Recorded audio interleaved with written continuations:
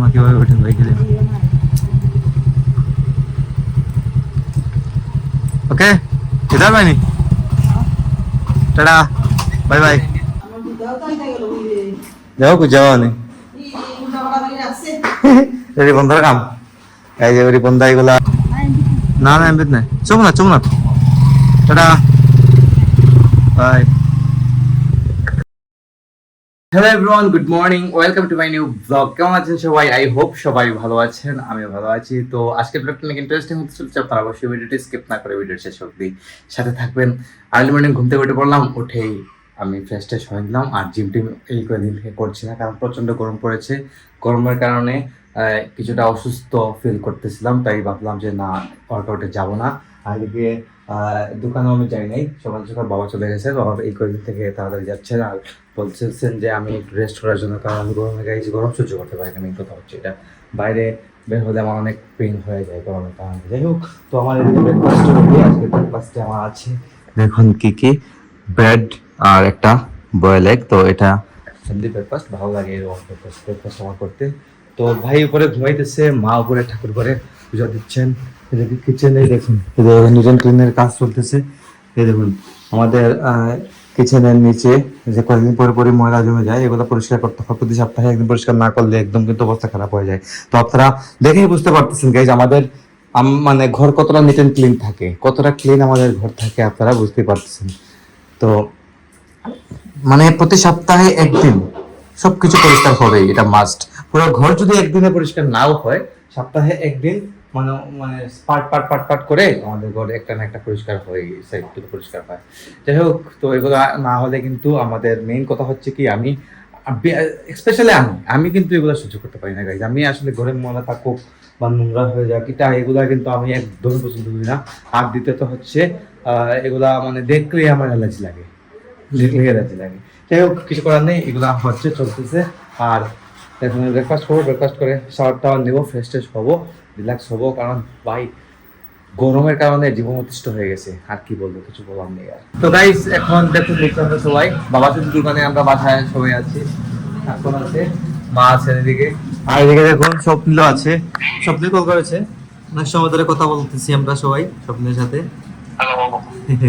আমরা কিন্তু স্বপ্নকে খুব বেশি মিস করি গাইজ, অনেক ভিডিও তৈরি করেছি স্বপ্নের সাথে, আপনারা দেখে নিয়েছেন। হ্যাঁ, মায়েদের কথা বলতেছেন, ততক্ষণ আমি ছিলাম কথা বলতে। আর এদিকে দেখুন সমৃদ্ধ তুই কই দিতে ভাইয়া সামান নিচ্ছ আপনি? হ্যাঁ, কয়টা বাচ্চা বাজে গেছে সোয়া 2টা। রাইস প্রচন্ড গরম পড়েছে, দেখুন ওর অবস্থা, ঘেমে কিন্তু অবস্থা খারাপ। আর এদিকে কিন্তু আমি ফ্যানটা অফ করে রেখেছি, কারণ হচ্ছে ভিডিও করবো বলে।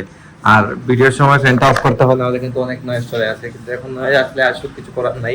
আমি ডিএলএস করে দেবো, কেটে দেবো নয়েজটা, ফ্যানটা ছেড়ে দিলাম, কারণ প্রচন্ড গরম লাগতেছে, গরমের অবস্থা খারাপ।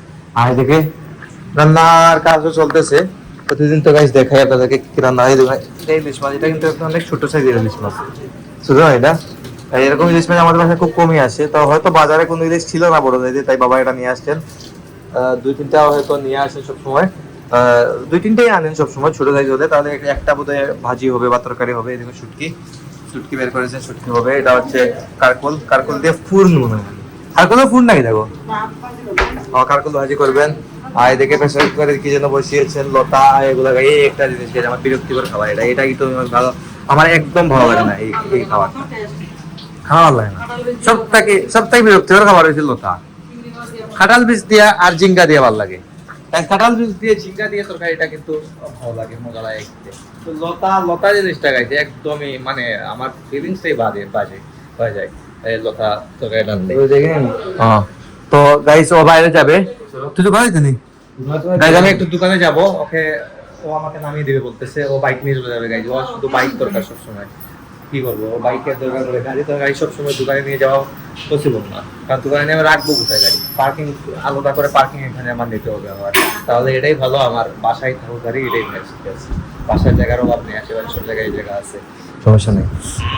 এদিকে মা কথা বলতেছে স্বপ্নের সাথে, অনেকক্ষণ হয়ে গেছে কথা চলতেছে। তো তুই আইস তাড়াতাড়ি নাকি যা, তুই আইস তাড়াতাড়ি।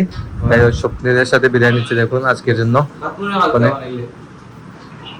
কথা বলবে, মানে ওর সাথে কথা চলে গাইস, লাইফ নিয়ে, পড়াশোনা নিয়ে, সবচেয়ে সাথে স্বাক্ষরের কথা শুনে ম্যাক্সিমাম টাইম এইগুলোই। যাই হোক, তো কিছুক্ষণের পর বাবাকে নিয়ে আমি আসবো বাসায় নিয়ে আসার পর লাঞ্চ করবো। লাঞ্চের টাইম অলরেডি হয়ে যাচ্ছে, 40-45 মিনিটের মতো সময় বাকি আছে, 2টা তো বেজেই গেছে। তো গাড়ি দিকে দেখুন বাবা মা খেতে বসে গেছেন। কিন্তু ওই যে সুন্দর গন্ধ করে দেখে ইলিশ মাছের, হ্যাঁ সুন্দর গন্ধ করে। তো সানফ্রি মাছ নেই, ও মাছটা ছোটো একবারে। গাইজ মাছ ছোট দেখে আমি ভেবেছিলাম হয়তো এটা লোকাল ইলিশ বা কিছু একটা হবে। তেল করেছি ও গাইজ, দেখুন ইলিশ মাছের তেল বেরিয়েছে। ইলিশ মাছের তেল আর মাছ ভাজি দিয়ে খেতে কিন্তু গাইজ অসাধারণ লাগে। দেখুন ভাত তেল দিয়েছেন আমার, ইলিশ মাছ ভাজি, তারপর হচ্ছে কারকুলের বড়া, ডাল, ভাই মাথাও দিয়ে ভাজি বললি বুঝলাম না। গাইজ মামাতে গিয়ে মা মাথা ভাজি খেয়েছিলেন, ইলিশের টেস্ট লেগেছিল তাই এরকম ভাজি করেছে। এই দেখুন এটা হচ্ছে লতা দিয়ে, কাঁঠাল বীজ দিয়ে, চিংড়ি মাছ দিয়ে তরকারি করেছেন। এবার লতাটা গাইজ আমার ভালো লাগে না কোনো সময়। সাকর দিচ্ছি না করো গাইজ, সাকরের কোনোটা আসে নাই। আর দিক থেকে এরকম কাঁচামরিচ বের করতে যাই, খাওয়া দাওয়া করে খিদা লেগে গেছে। গাইজ লাঞ্চ করে কিছুক্ষণ শুয়ে পড়েছিলাম, আর এদিকে মা রেডি হচ্ছে। এই দেখো তুমি রেডি হয়ে যায়, কই যায় মানে মার্কেটে যায়নি। গাইজ মা মার্কেট যাবেন শপিং করতে। খাবো সাকরে নিব না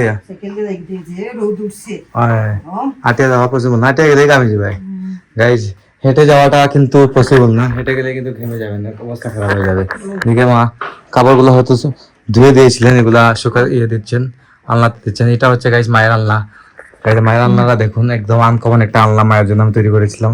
দেখো পরে দেখি একটু শোনা নেই গাইজ, দেখুন আলনাটা কেমন একদম মানে দরজাটা লাগিয়ে দিলে এটা হয়ে যায় ক্যাবিনেট, আর ভেতরে কিন্তু আলনা।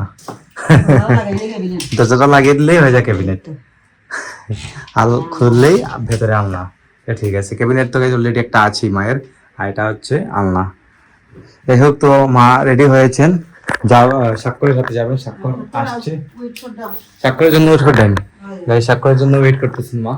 আর দেখি স্বাক্ষর তো কাজ দিকে আসবে, দেখি দুইতলা থেকে তো দেখাই যায়, এসে যাবে কিছুক্ষণের মধ্যে। আশেপাশে কোথাও একটা আছে হয়তো, এদিক দিয়ে আসবে, ওয়েট করে ওর জন্য। এই দেখুন গাইস ভাই চলে এসেছে, এই দেখুন এই দেখুন গাইস লাইট দিতেছে। আইজত নি মারাই দা কই দাও শপিং করে দাও আইরা রেডি তো রেডি তো সাইকেল করে দাও গাইস। ও আসছে, বাইকটা ঠিক ঘোরাবে ওখানে।